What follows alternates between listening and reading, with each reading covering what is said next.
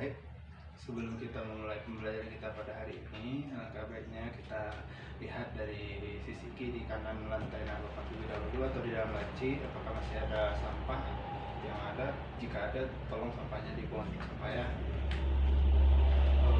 dan juga Bapak juga mengingatkan bahwasanya sebelum kita memulai pembelajaran hari ini, apakah anak Bapak sudah mencuci tangan semuanya? Oke, baik, semuanya aman ya. Baik, bismillahirrahmanirrahim. Assalamualaikum warahmatullahi wabarakatuh. Alhamdulillahirabbil alamin, wassalatu wassalamu ala asrofil anbiya'i wal mursalin wa ala alihi washabbihi ajmain. Puji syukur marilah kita sama-sama kita ucapkan kepada kehadirat Allah Subhanahu wa taala yang telah melimpahkan rahmat dan karunia-Nya kepada kita semua sehingga kita dapat berkumpul di kelas yang sama-sama kita cintai ini. Salawat berangkatkan kata salam terlebih pula kita kirimkan buat ucap pimpinan umat Islam sedunia, yakni Nabi besar Muhammad SAW. Baik, tidak memperpanjang kata-kata mukadimah, kita akan masuk ke pembelajaran kita hari ini ya. Aturannya pada awal pembelajaran ini kita akan mengambil absen terlebih dahulu karena kita pertemuan pertama, jadi absennya belum dicetak oleh dari pihak kantor ke sekolah. Nah, sekarang sebelum kita memulai pembelajaran hari ini, adapun Bapak akan memberikan sebuah wawasan kemasyarakatan, yaitu tentang keadaan kita pada hari ini. Anak-anak Bapak pasti tahu bahwasanya kita dalam masuk pada masa pandemi COVID-19. Nah, jadinya pada masa-masa ini kita diwajibkan untuk mematuhi apa-apa saja protokol kesehatan, baik itu pergi keluar bagaimana cara untuk kesehatannya, atau berpergian segala kemari, atau melakukan kegiatan yang lain sebagainya. Nah, ketika kita ingin pergi keluar atau dari luar bepergian, itu biasanya kita harus memakai yang namanya masker kalau kita ingin keluar, dan juga membawa itu namanya hand sanitizer. Dalam setiap perjalanan kita tidak tahu apa yang akan kita pegang atau dan lain sebagainya. Dan juga kalau dapat yang lebih bagusnya itu kita harus mencuci tangan dengan sabun. Itu yang paling bagus untuk menjaga kebersihan. Dan kemudian jika kita telah kembali dari luar atau telah sampai di rumah, biasakan untuk baju yang telah kita pakai itu dicuci lagi seluruhnya, dan kita juga harus mandi. Nah, begitulah seterusnya pada masa-masa pandemi ini, sampai itu nantinya kita melakukan protokol kesehatan itu sampai masa pandemi ini berakhir. Kita juga tidak tahu bahwasannya pandemi ini akan sampai kapan adanya atau dan lain sebagainya. Baiklah, itulah wawasan tentang keadaan kita pada hari ini. Kita akan masuk ke pembelajaran kita hari ini.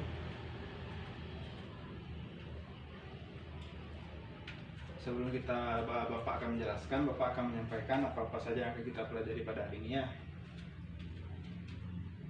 Pada hari ini kita akan mempelajari yaitu tentang filan.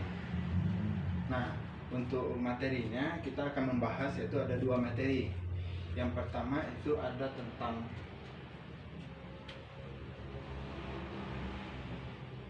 konsep filan.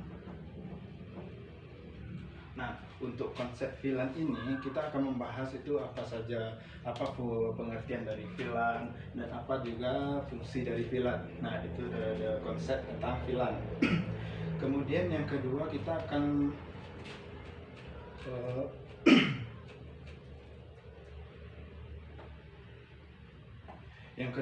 akan membahas yaitu tentang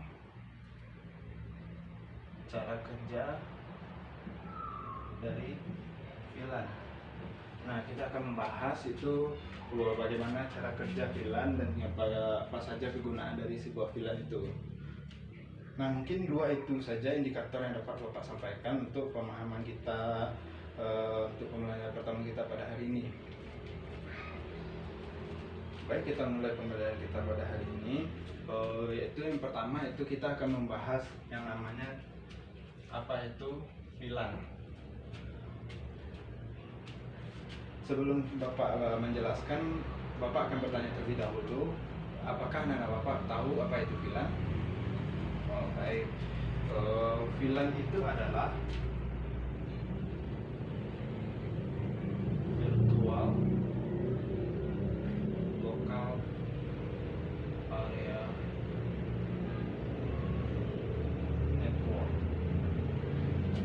VLAN itu, kepanjangan dari VLAN itu adalah Virtual Local Area Network.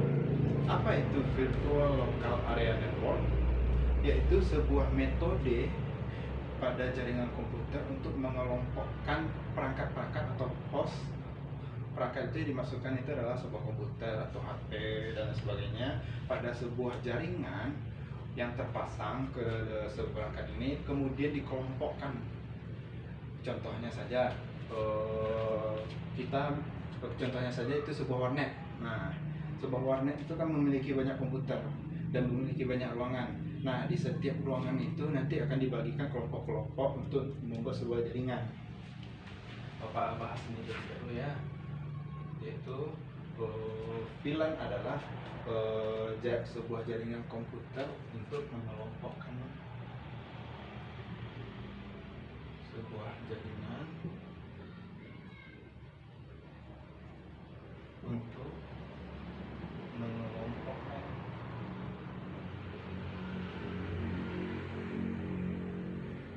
user atau perangkat.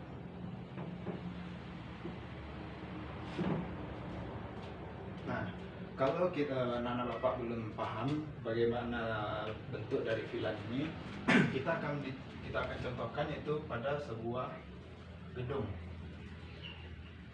Anak-anak bapak pasti tahu bahwasannya gedung ini memiliki beberapa tingkat. Kita contohkan saja ada 4 tingkat. Nah, ini tingkat 1, 2, 3, dan 4. Nah, di setiap tingkat ini kita contohkan bahwasannya di sini terdapat sebuah jaringan. Namun jaringan ini itu mencakupi ke seluruh gedung. Dan juga si pemilik gedung ini ingin menghubungkan komputer yang ada di lantai 1 terhubung ke lantai 2, 3, dan 4, dan seterusnya. 2 pun juga ingin terhubung ke 1, 2, dan 3, 4. Nah, jadi untuk bagaimana caranya saling terhubung, nah itulah makanya kita gunakan itu si VLAN ini. Maka jika kita menggunakan VLAN ini akan ada namanya itu berkomunikasi antara perlantai. Jadi sama juga maksudnya dari pengertian dari VLAN ini yaitu mengelompokkan host pada sebuah jaringan. Yaitu contohnya itu adalah ini sama seperti kelompok 1, ini kelompok 2, 3, dan 4. Nah, dalam satu kelompok ini ada beberapa perangkat atau komputer yang saling terhubung. Dan juga jika kita memakai VLAN pada sebuah gedung ini, maka kita dapat berinteraksi dan berkomunikasi dengan perangkat yang ada di kelompok 2, 3, dan 4 atau dan lain sebagainya. Nah, itulah penjelasan VLAN.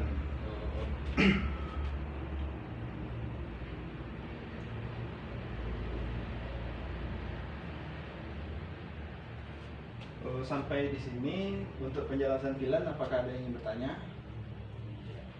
Baik, berarti sudah paham ya tentang penjelasan dari sebuah VLAN. Kemudian yang kedua itu VLAN itu memiliki beberapa fungsi. Yang pertama, fungsi VLAN itu dapat meminimalisir atau memperkecil penumpukan sebuah data.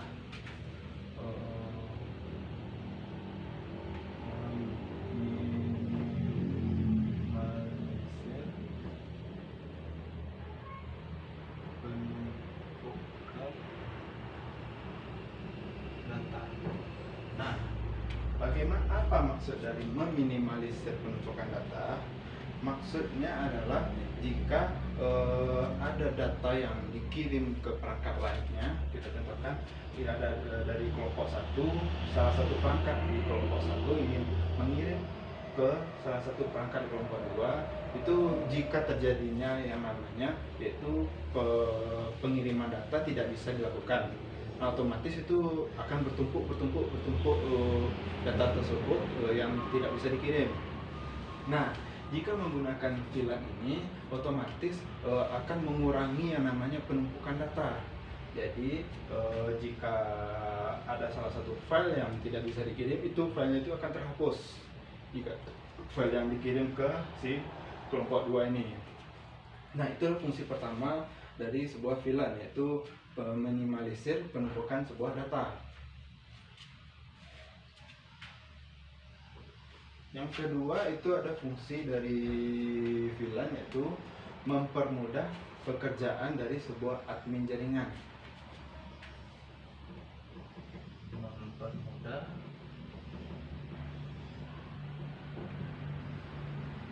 pekerjaan admin. Apa maksudnya mempermudah pekerjaan admin? Itu maksudnya adalah sebuah admin dalam gedung ini itu dapat mempermudah pekerjaannya dalam memantau sebuah jaringan yang ada di gedung ini atau memanajemen.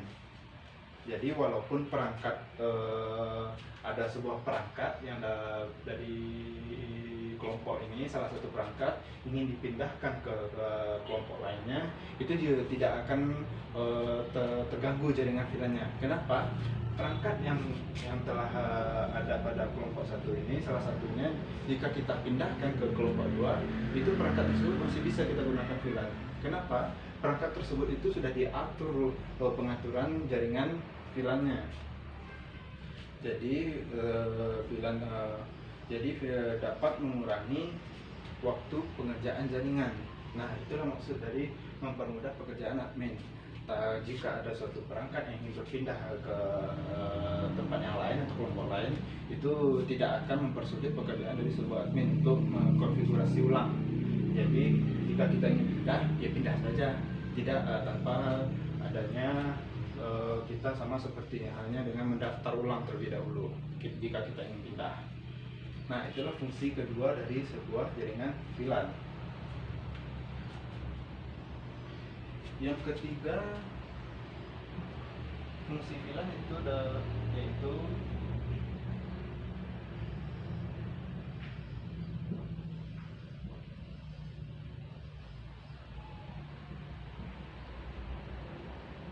membuat sebuah jaringan komputer bisa dipakai secara privat atau secara tersendiri tanpa diganggu orang lain.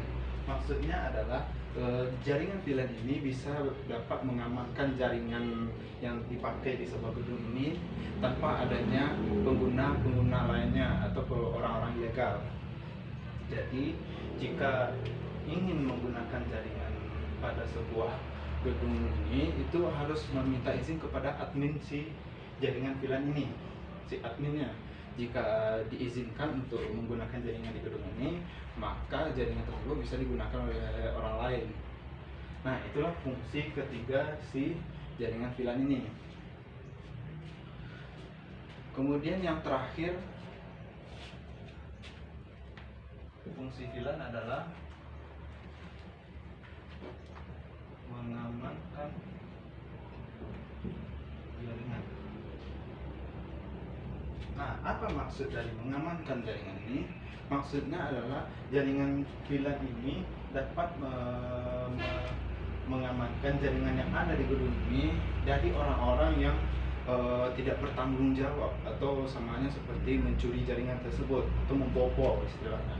Jadi jika ada salah satu orang yang ingin mencoba membobol di jaringan sebuah gedung ini, nanti akan ada samanya seperti ada perisai, berapa lapis-lapis perisai jika ingin memasuki jaringan yang ada di gedung ini. Nah, untuk kita lihat, untuk fungsi keempat dan tiga ini sama halnya seperti hampir-hampir sama fungsinya, kegunaannya, yaitu menjaga sebuah jaringan yang ada di gedung ini yang bisa digunakan secara privat atau tidak boleh diganggu orang-orang yang tidak bertanggung jawab. Nah, itulah fungsi dari sebuah VLAN. Itu ada 4, ada meminimalisir penumpukan data, mempermudah pekerjaan admin, membuat jaringan lebih privat, dan keempat itu dapat mengamankan sebuah jaringan. Nah, untuk fungsi dari sebuah jaringan VLAN ini, apakah anak-anak Bapak sudah paham? Baik, kita masuk ke materi selanjutnya ya. Materi yang terakhir itu adalah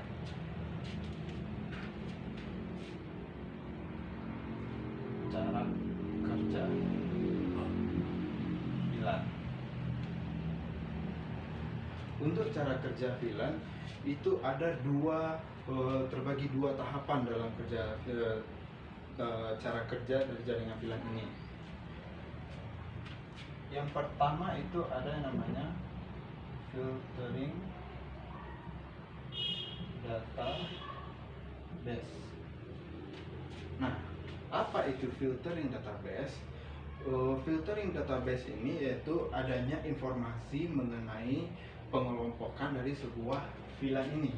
Jadi cara kerja yang pertama itu dapat mengelompokkan informasi-informasi yang ada pada si jaringan VLAN ini. Kemudian untuk cara kerja yang pertama ini, tahapan yang pertama ini juga ada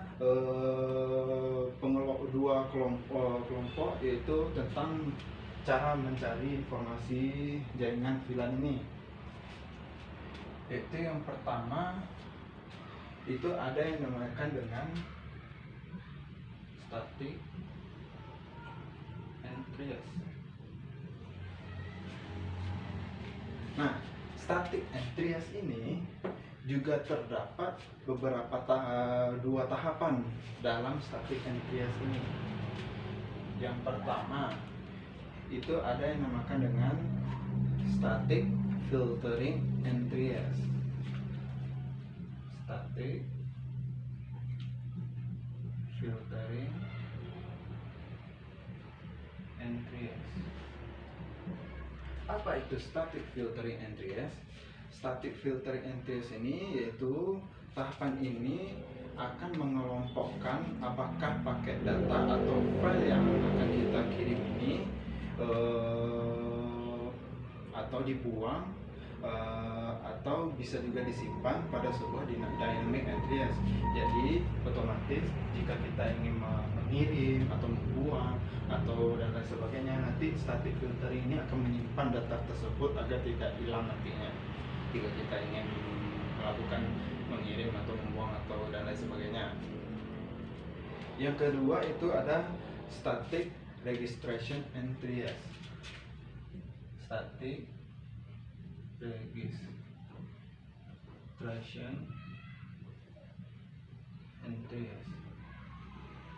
Apa itu static registration and triage? Yaitu mengelompokkan paket data untuk dikirim ke jaringan VLAN melalui port yang telah ditemukan. Bagaimana maksudnya? Yaitu pada static registration and triage ini itu cara kerjanya itu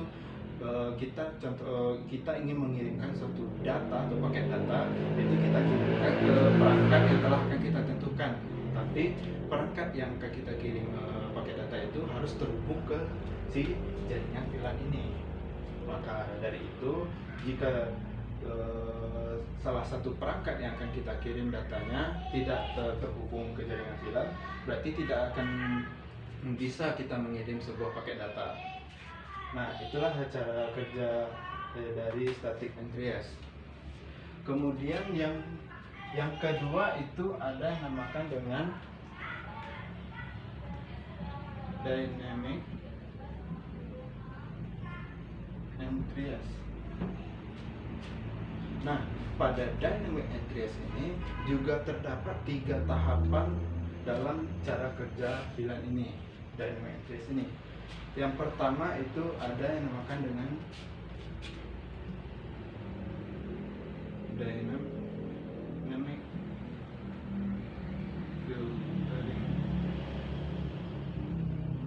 and triage.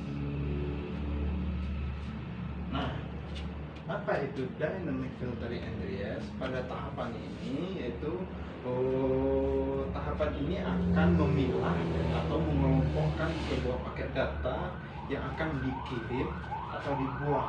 Jadi dynamic filtering and triage ini akan mengelompokkan mana saja paket data yang akan kita kirim, mana yang akan kita buang. Jadi otomatis kita akan tahu bahwasanya paket yang ada kelompok ini itu akan kita kirim, dan paket yang pada kelompok yang satunya lagi itu akan kita buang atau kita hapus.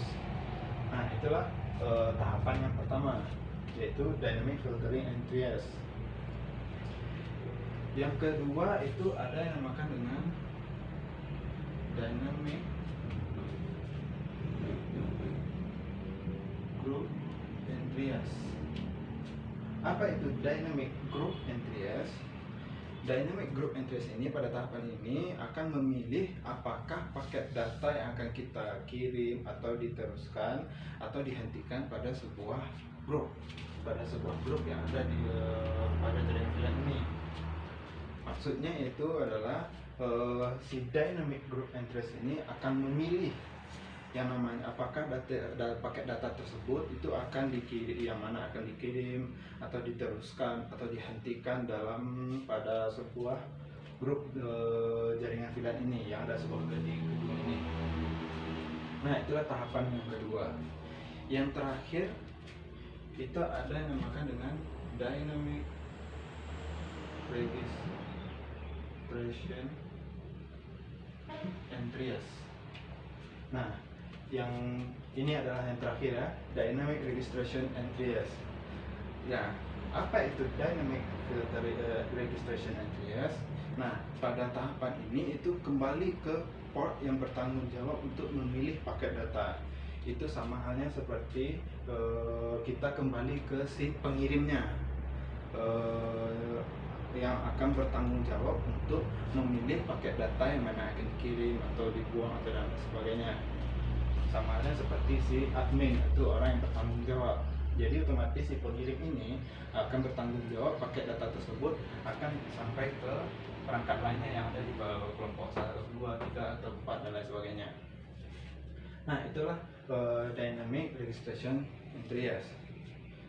Nah, itulah tahapan pertama pada cara kerja VLAN, yaitu filtering database. Filtering database itu ada dua, yaitu ada static entries dan kemudian ada dynamic entries. Pada static entries ini juga ada dua tahapan. Yang pertama itu ada static filtering entries dan yang kedua ada static registration entries.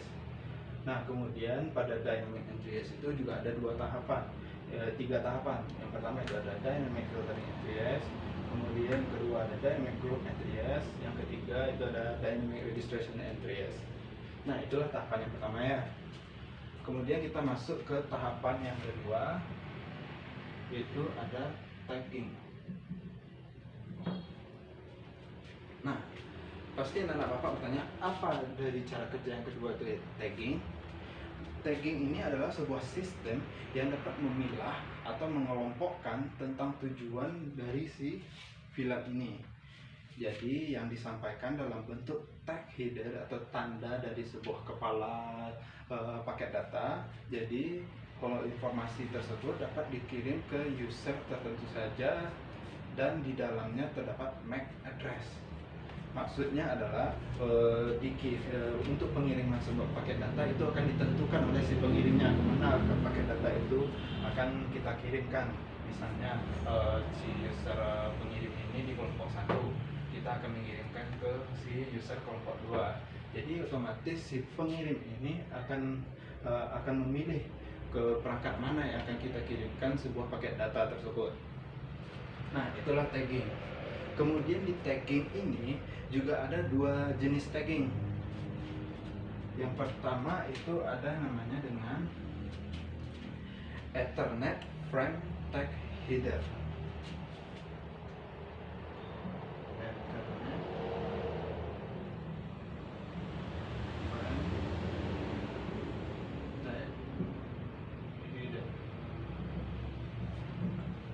Nah, kemudian yang kedua itu ada namanya dengan Taken Ring and Fiber Distributed Data Interface, atau yang biasanya disebut dengan FDDI. Nah, kemudian itulah cara kerja dari sebuah VLAN ini. Itu ada dua ya. Pertama itu ada filtering database, yang kedua itu ada tagging. Nah, untuk cara kerja VLAN ini apakah anak bapak ada yang ingin bertanya atau apakah sudah paham? Baik, berarti sudah paham ya.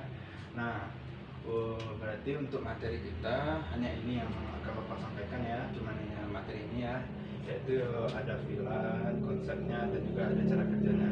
Untuk keseluruhan materi ini, apakah ada anak-anak bapak yang ingin bertanya? Oh, berarti tidak ada ya. atau tidak Bapak yang coba bertanya ke Bapak ya.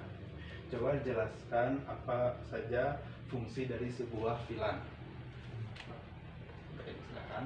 Yang pertama yaitu meminimalisir penumpukan data. Yang kedua, mempermudah pekerjaan admin. Yang ketiga, membuat jaringan privat. Yang keempat, mengamankan data. Oke, berarti itulah fungsinya ada 4 ya, yaitu meminimalisir atau memperkecil yang namanya si penumpukan data. Kemudian yang kedua itu dapat mempermudah si pekerjaan admin sebuah jaringan pada gedung ini.